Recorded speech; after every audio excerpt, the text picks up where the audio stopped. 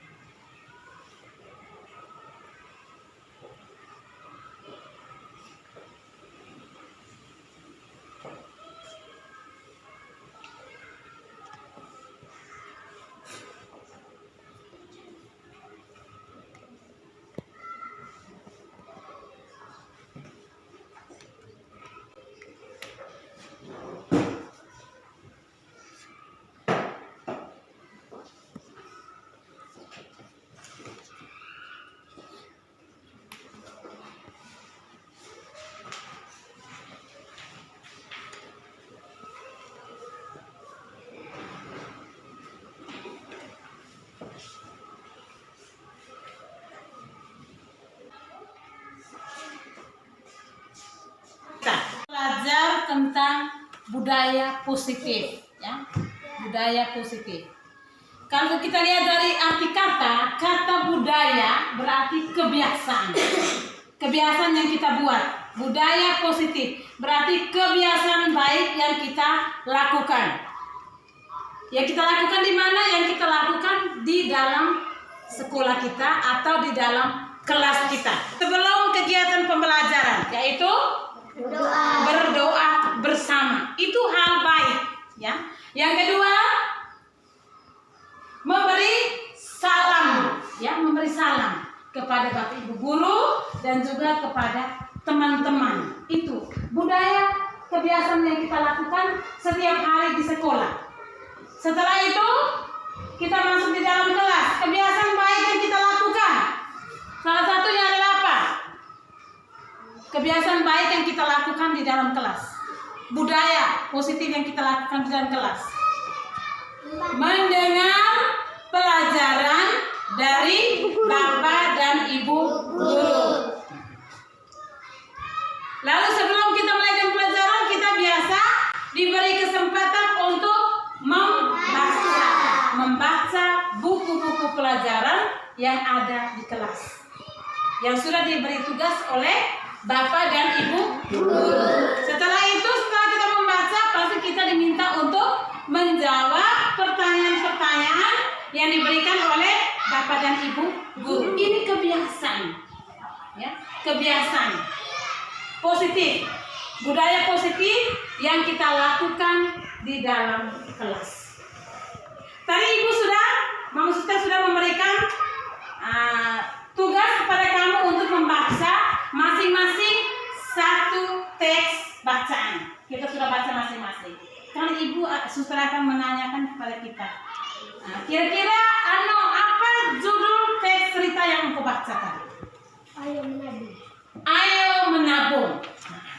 Jadi kita diajak untuk menabung. Dan bacaannya, Anda baca tadi kira-kira apa judul dari bacaan tadi? Kepala sukulen. Ya? Kepala sukulen. Kepala suku Len. Chandra, bacaan yang telah kamu baca tadi kira-kira isi dia menceritakan tentang apa? Tentang Menceritakan tentang apa dari teks cerita yang aku baca tadi?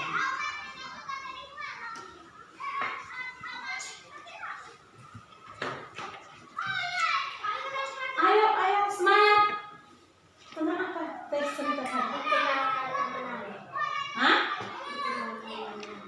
Dikenalkan? Dikenal karena menari. Orang mengenal kita tuh hanya karena menari. Itu isi teks. Ini Cynthia, apa judul teks bahasanya tadi yang kamu baca? suka dan tidak suka. Oh, suka dan tidak suka. Marvin, apa isi dari teks bacaan tadi yang kamu baca? Apa isi? Tepuk dulu. Isi, judul isi dari teks bacaan tadi itu apa? Secara sepintas yang kau baca tadi, apa isi dari teks itu?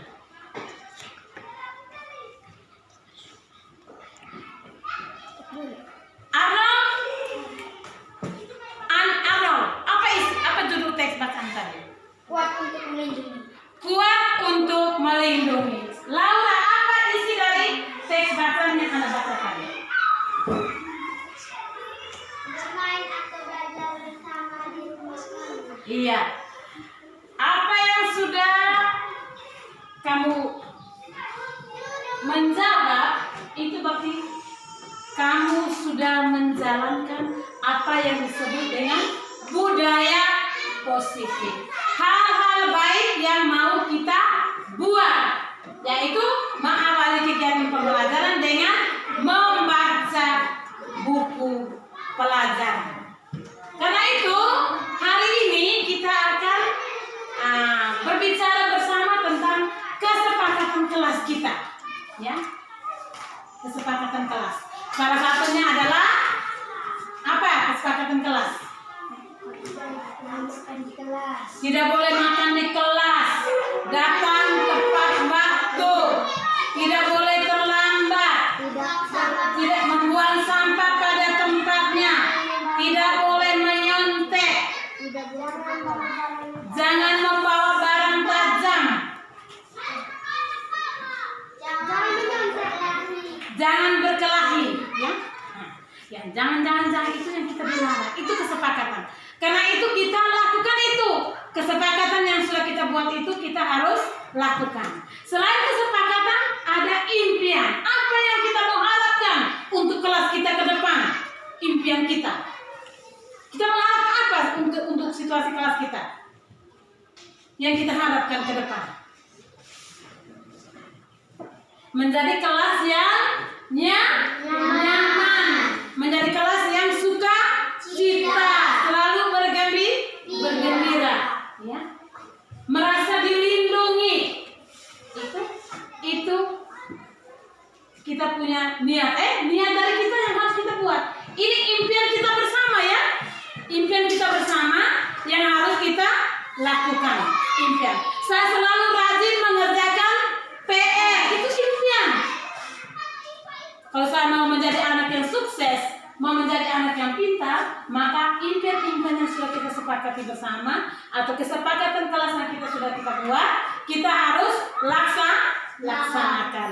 Karena itu, suster akan membagikan lembaran kertas ini dan masing-masing kita menulis 2 pertanyaan. Yang pertama tentang impian kita untuk kelas 4, lalu yang kedua tentang kesepakatan kelas.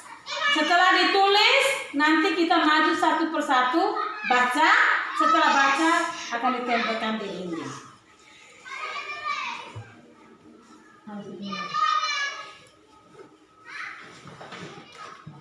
Impian dan kesepakatan kelas.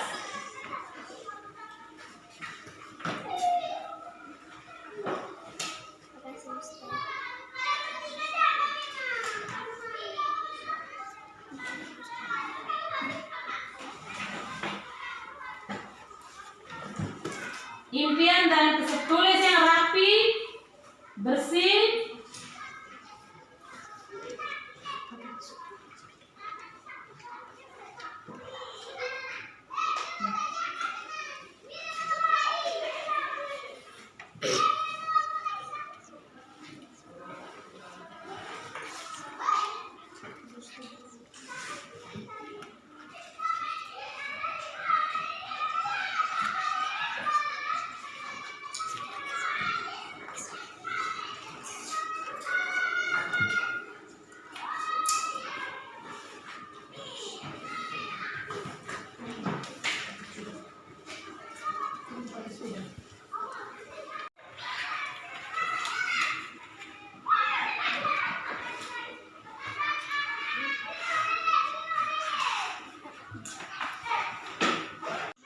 Tidak ada kesimpulan.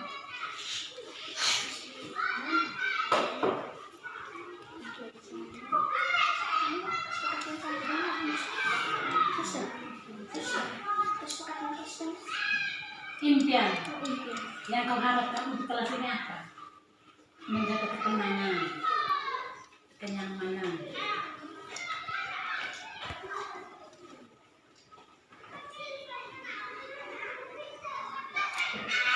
Senang kakak.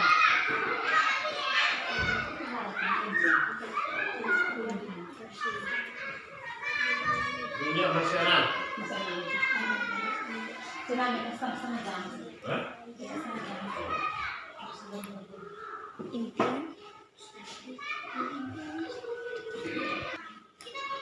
Impian saya apa?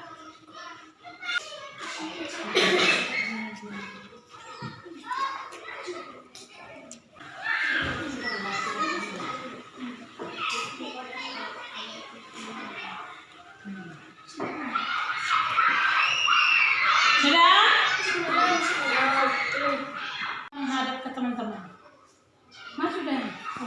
Baca lagi dulu impian. Impian saya adalah apa? Di sana di pemegang situ sini. Impian saya apa? Bersama sini.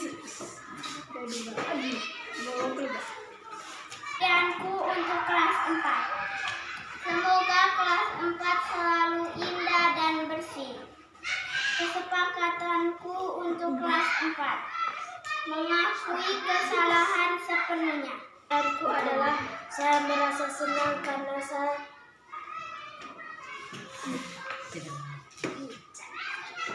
biasa mendapatkan pelajaran yang sangat bagus. Sepakatan kelas tidak boleh coret di dinding. Berikut, ya orang maju.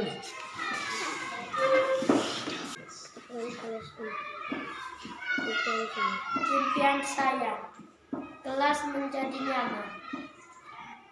Impian saya, sepakatan kelas, membuang sampah ke tempat sampah. Impian saya kepada kelas 4, dilindungi dan nyaman. Kesepakatan kelas, jangan membawa barang yang tajam, membuang sampah pada tempat sampah. Berikut.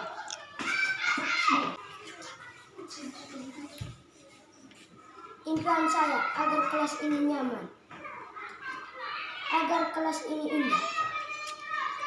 Kesepakatan kelas, membuang sampah pada tempatnya, jangan membawa barang tajam ke sekolah. Impian saya kelas ini menjadi indah. Kesepakatan kelas, jangan membawa barang tajam di sekolah. Oke. Impian saya, kelas selalu rapi dan indah. Kesepakatan kelas, jangan membawa barang tajam di sekolah.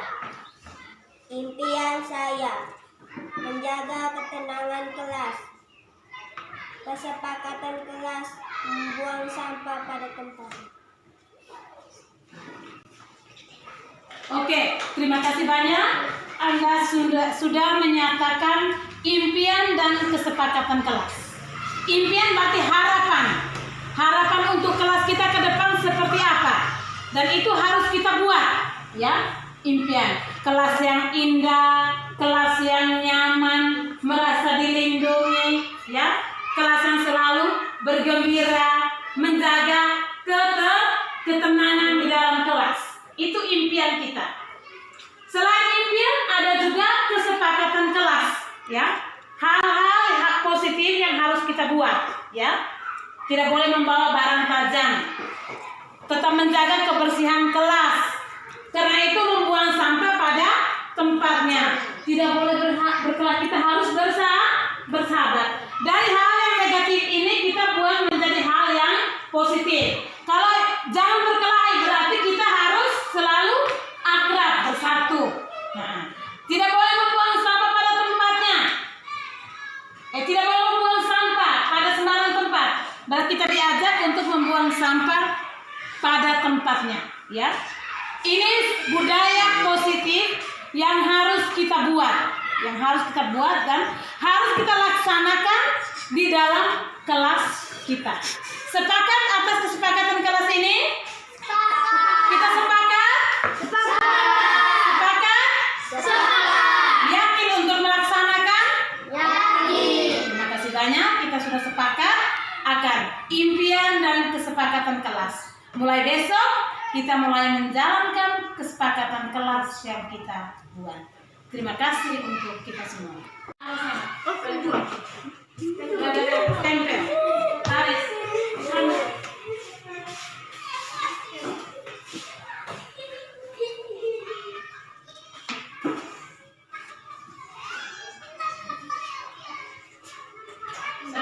selang-seling lah.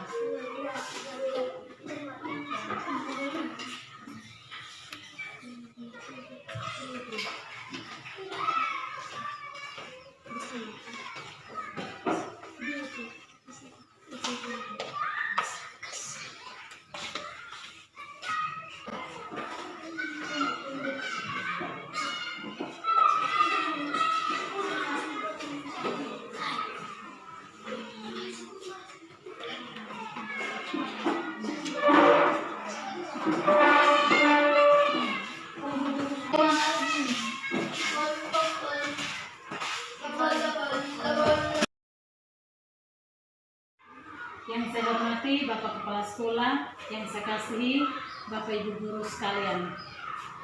Puji dan syukur kita haturkan kepada Tuhan karena atas berkat dan kasih-Nya sehingga pada hari ini Dia masih memberikan kesempatan kepada kita semua untuk boleh berkumpul di tempat ini. Sekali lagi saya minta maaf, mungkin saya menyita waktu. Saya ingin mendemonstrasikan atau ingin menyampaikan bagaimana pengalaman penerapan budaya positif di mana yang telah saya bergelut selama ini dalam guru penggerak, khususnya dalam modul 1.4.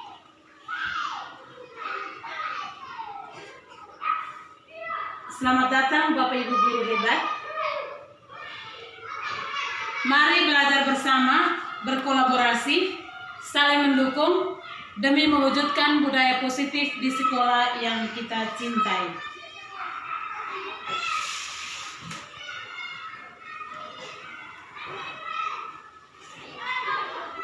Dalam modul tentang budaya positif, ada 7 hal yang mau kita dalami bersama. Yang pertama tentang perubahan paradigma belajar. Yang kedua disiplin positif. Yang ketiga motivasi diri manusia. Yang keempat kebutuhan manusia. Yang kelima posisi kontrol. Yang keenam keyakinan kelas. Dan yang ketujuh segitiga restitusi.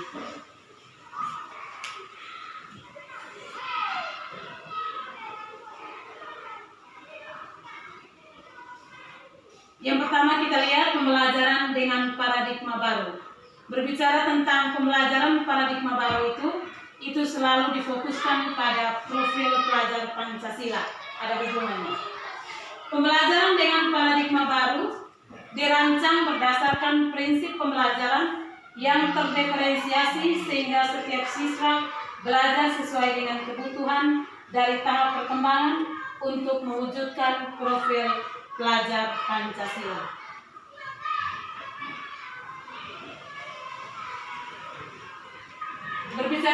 tentang disiplin positif. Kita harus masuk lebih dulu mengetahui tentang apa itu disiplin. Dalam budaya kita, makna kata disiplin yaitu sesuatu yang dilakukan seseorang pada orang lain untuk mendapatkan kepatuhan. Kita cenderung menghubungkan kata disiplin dengan ketidaknyamanan.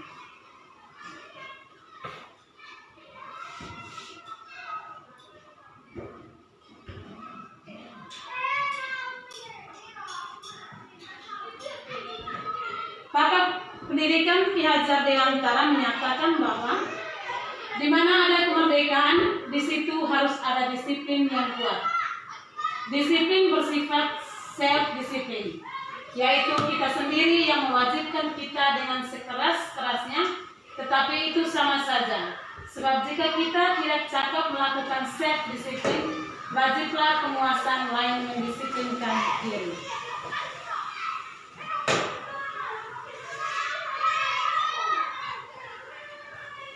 Disiplin positif. Disiplin positif merupakan suatu cara penerapan disiplin yang bertujuan untuk menumbuhkan kesadaran serta memberdayakan anak untuk melakukan sesuatu tanpa sogokan, ancaman maupun hukuman. Tadi dalam demonstrasi bersama siswa tadi, kami sudah melakukan itu budaya positif yang akan diterapkan di dalam kelas. Ada beberapa budaya positif yang telah kami sepakati bersama. Salah satu itu membuang sampah pada tempatnya, menciptakan kelas yang selalu menyenangkan, kemudian tidak membawa barang-barang tajam ke dalam kelas, dan juga tidak berkelahi, selalu menjaga ketenangan di dalam kelas. Itu salah satu contoh budaya positif atau kebiasaan yang harus dilakukan di dalam kelas. Sebagai pendidik, tujuan kita adalah menciptakan murid yang merdeka.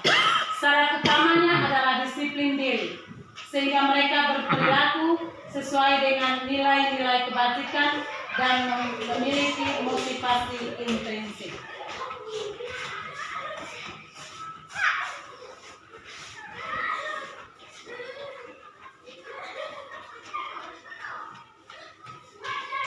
Kita masuk tentang kebutuhan dasar manusia.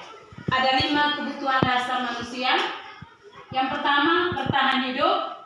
Yang kedua, kasih sayang dan rasa diterima. Yang ketiga, penguasaan. Yang keempat, kebebasan. Dan yang kelima, kesenangan. Kebutuhan dasar ini pasti ada kita miliki dalam diri kita masing-masing sebagai pendidik maupun sebagai peserta didik.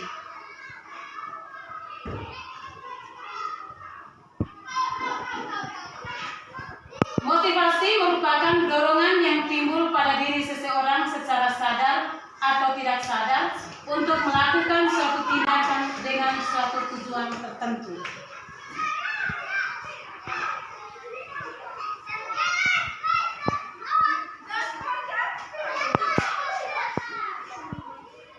Ada 3 hal dalam memotivasi diri. Yang pertama, menghindari ketidaknyamanan dan hukuman. Murid melakukan disiplin diri karena takut dihukum. Ini adalah tingkatan terendah dari motivasi perilaku manusia. Tingkat terendah, menghindari ketidaknyamanan dan hukuman.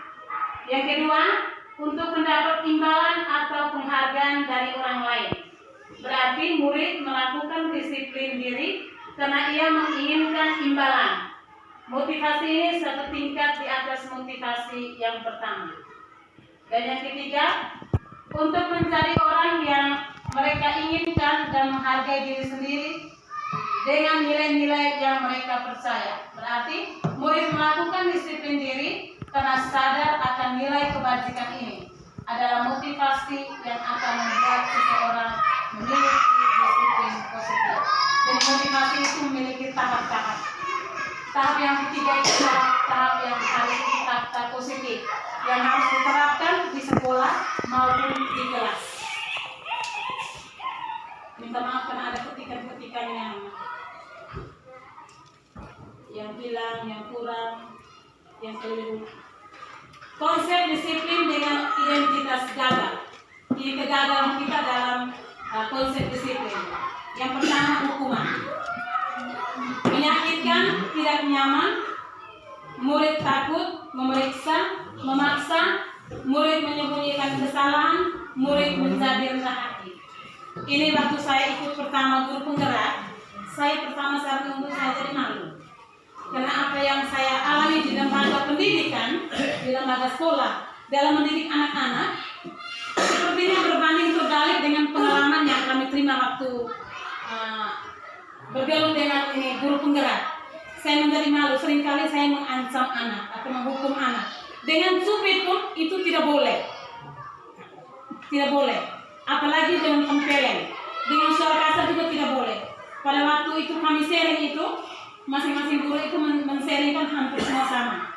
Dan ada mahasiswa yang pernah, teman guru yang mengatakan bilang, iya, pengetahuan berbeda dengan situasi di lapangan. Dan itu salah satu contoh yang memang yang dialami dalam sekolah. Saya kadang-kadang memang betul kalau kita mau melepaskan anak begitu saja tanpa dengan cubit atau dengan suara keras, saya pikir tidak sukses, tidak akan berhasil anak-anak. Apalagi sekarang kita juga takut, sudah ada undang-undang mau cubit pukul mereka terlalu keras juga, kita bisa diseret ke lembaga, ke penjara. Karena itu mungkin hanya cubit kecil pun itu mungkin yang kita buat, tapi yang sampai berdarah itu yang berbahaya. Dan itu di sini dijelaskan itu berarti kita sudah menanamkan konsep disiplin yang gagal kalau kita menghukum anak. Anak menjadi tidak nyaman, anak menjadi takut, lalu mereka rasa dipaksa, mereka menyembunyikan kesalahan ketika mereka melakukan kesalahan, dan mereka menjadi tidak rendah hati. Lalu di balik hukuman itu ada penghargaan. Tidak efektif, merusak hubungan itu akibat dari menghukum. Mematikan kreativitas, menghukum dengan sistem ranking, dan merampas hak menghargai. Ini salah satu ancaman untuk mereka. Ketika kita melakukan hukuman, resiko yang mereka terima seperti apa? Kadang yang kita belajar lain, yang kita alami lain. Itu berlawan dengan suara hati. Tapi apa boleh buat? Kalau kita mau sukses, maka kita harus buat dengan cara seperti itu. Yang berikut konsep identitas sukses. Itu ada dua. Ada konsekuensi dan ada restitusi. Konsekuensi yang pertama itu penguatan jangka pendek. Yang kedua perlu monitoring berkelanjutan. Yang ketiga stimulus respon. Yang keempat murid mematuhi aturan. Yang kelima kehilangan waktu untuk merenungi kesalahan. Restitusinya itu murid menghormati diri dan orang lain, berarti ini hal yang positif. Yang kedua, murid bertanggung jawab untuk perilakunya. Yang ketiga, fokus pada pemecahan masalah jangka panjang. Yang keempat, teori kontrol. Yang kelima, murid bersemangat memperbaiki kesalahan. Ada positif, ada negatif.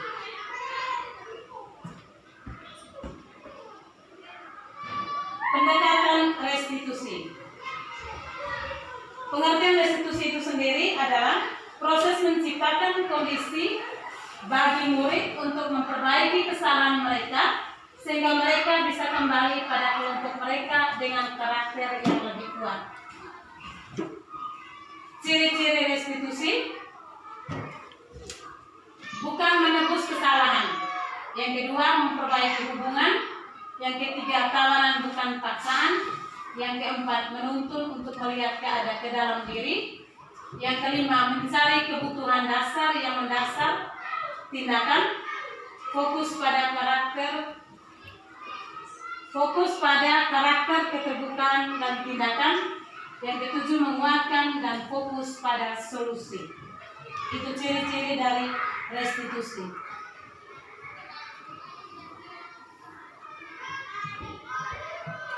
Selain ciri-ciri ada juga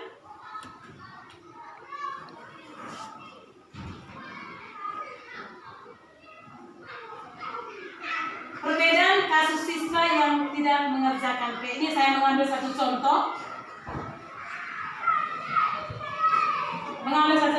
Itu siswa yang tidak mengerjakan PR.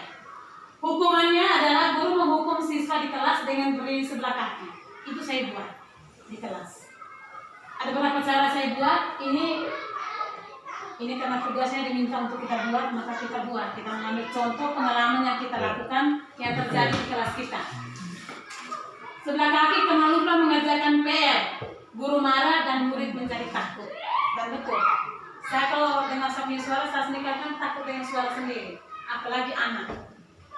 Yang kedua, konsekuensi dan hukuman. Guru memberikan konsekuensi untuk mengerjakan PR pada jam istirahat. Ya.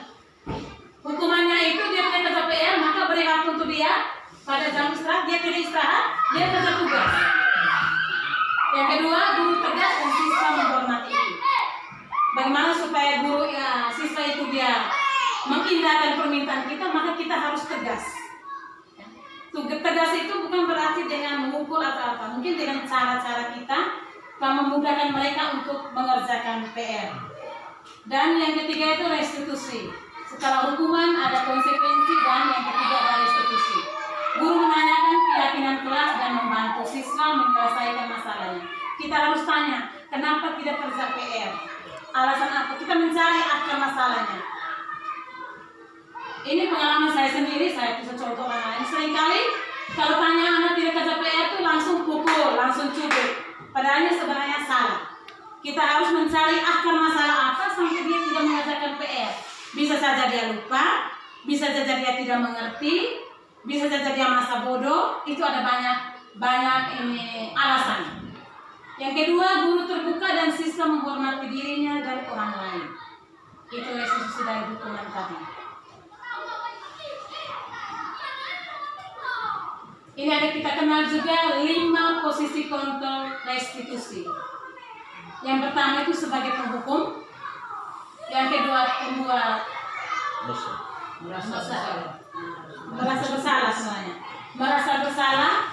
Yang ketiga teman, yang keempat pemantau, yang kelima manajer.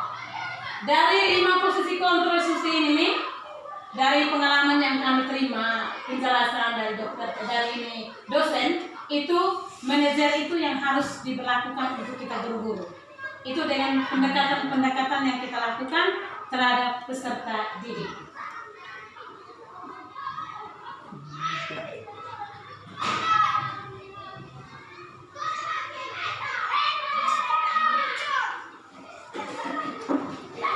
Contoh penerapan 5 posisi kontrol. Yang pertama kita lihat sebagai penghukum. Ini yang dilakukan oleh guru. Kamu selalu saja terlambat. Contoh, mengambil contoh itu anak sering terlambat. Hukumnya kita marah dia dan kamu selalu mengatakan kamu selalu saja terlambat. Selalu pasti selalu terakhir datang. Yang kedua, membuat merasa bersalah. Kamu bagaimana ya? Kamu juga janji dengan suster untuk tidak datang terlambat. Ini contoh itu baru saya membuat itu.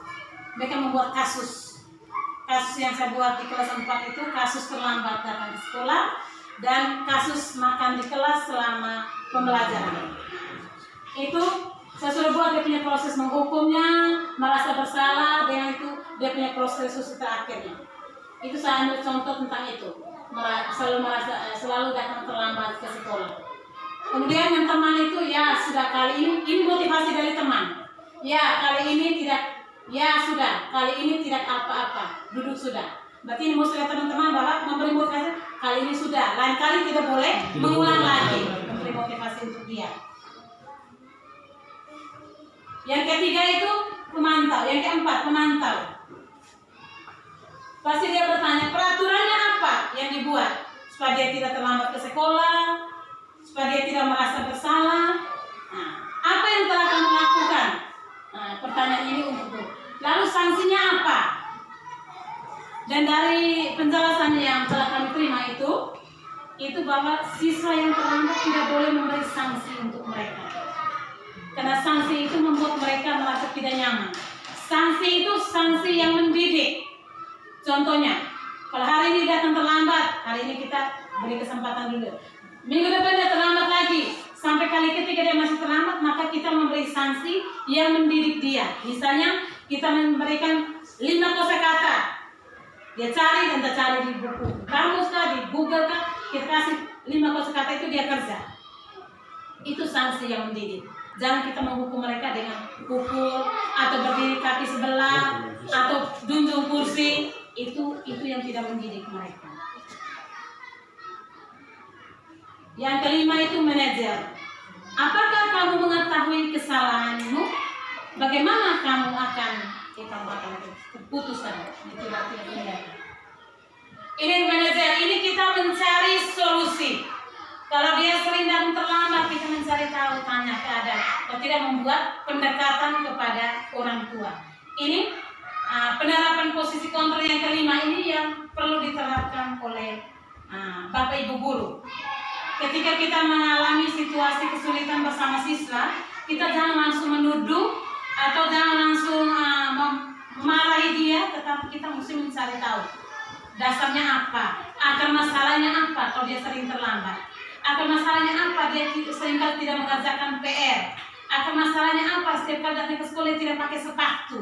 Itu kita harus mencari akar masalah yang dia buat. Mungkin juga dia tidak punya sepatu yang baik, atau seringkali bangun terlambat. Ini yang perlu kita mulai, khususnya di sekolah kita. Keyakinan kelas. Mengapa keyakinan kelas? Mengapa tidak peraturan kelas saja? Ini awal-awalnya kami juga bingung. Memang sebenarnya peraturan kelas itu hampir mirip dengan keyakinan kelas. Peraturan itu untuk berlaku untuk umum. Kalau keyakinan kelas itu persetujuan yang terjadi di kelas itu. Contohnya di kelas 4 sudah membuat keyakinan kelas, ada 10 keyakinan kelas. Dari keyakinan kelas yang ada ini, siswa sudah sepakat untuk melakukan, dan itu harus dilakukan. Ketika contoh macam kemarin, mereka sudah tahu bahwa kesepakatan kelas yang kami lakukan salah satu adalah tidak membuang sampah sembarangan tempat. Ketika ada kertas yang jatuh, mereka langsung spontan, langsung ambil kertas itu, mereka taruh tempat sampah. Berarti mereka sadar bahwa itu kesepakatan kelas itu berlaku di kelas. Kalau peraturan itu untuk umum. Mengapa kita memiliki peraturan tentang penggunaan helm? Ini contoh saja. Pada saat mengendarai kendaraan bermotor, mengapa kita tidak memiliki peraturan tentang penggunaan masker dan mencuci tangan setiap saat? Mengapa kita tidak memiliki peraturan harus datang tepat waktu ke sekolah? Ini sebuah pertanyaan yang menggugah kita punya perasaan, supaya bagaimana kita melaksanakan itu peraturan atau keyakinan kelas yang sudah disepakati bersama.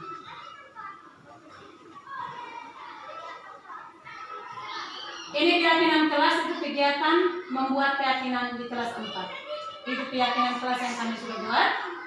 Datang ke sekolah tepat waktu, tidak boleh menyontek di kelas, membuang sampah pada tempatnya, melaksanakan tugas piket kelas, jangan makan di dalam kelas, jangan membawa bahan tajam ke sekolah, wajib ikut atur bernilai pada hari Senin, mengakui kesalahan yang telah dibuat sepenuhnya. Dan itu kami sudah buat template di dinding-dinding, kesepakatan kelas. Dan itu sudah kami punya keyakinan bahwa kami akan menjalankan kesepakatan kelas itu. Keyakinan kelas itu sudah kami buat dan sepakati bersama. Bentuk keyakinan kelas. Keyakinan kelas lebih bersifat abstrak daripada peraturan yang lebih rinci dan konkret. Keyakinan kelas hendaknya tidak terlalu banyak, sehingga mudah diingat dan dipahami oleh semua warga kelas. Jadi buat yang konkret-konkret saja, yang biasa setiap hari buat. Semua warga kelas hendaknya berkontribusi dalam pembuatan keyakinan kelas. Tadi dalam kegiatan sosialisasi bersama siswa tadi, masing-masing orang menuliskan keyakinan kelas. Keyakinan kelas senantiasa dibuat dalam bentuk positif. Keyakinan kelas merupakan sesuatu yang diterapkan di lingkungan kelas tersebut. Selalu bersedia meninjau kembali keyakinan kelas dari waktu ke waktu.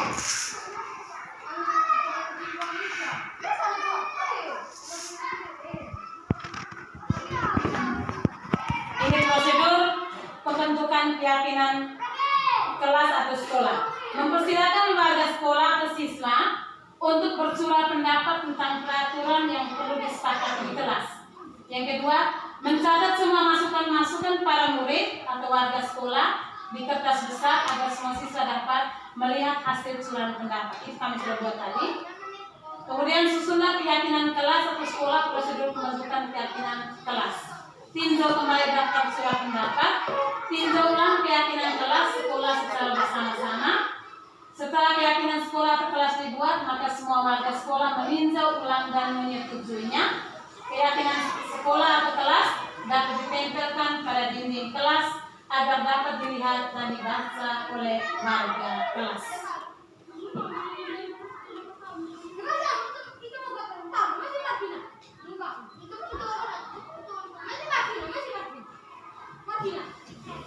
Segitiga restitusi. Ada 3 hal. Yang pertama, menstabilkan identitas. Itu maksudnya kita setelah semua melakukan hal yang terbaik yang bisa kita lakukan. Validasi tindakan yang salah. Itu semua perilaku yang memiliki alasan. Dan yang ketiga, menanyakan keyakinan. Kita semua memiliki motivasi internal. Itu keyakinan-keyakinan kelas yang sudah dibuat dan disepakati.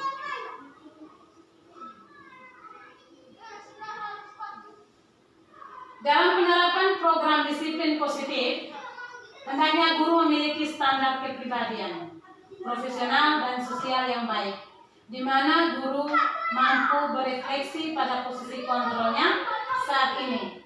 Bagaimana perjalanan dirinya sebagai seorang guru atau dalam posisi manajer yang menentukan murid-murid menjadi insan dan mandiri, merdeka dan bertanggung jawab.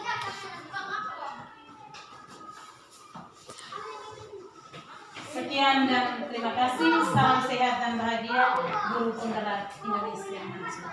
Terima kasih untuk kita semua.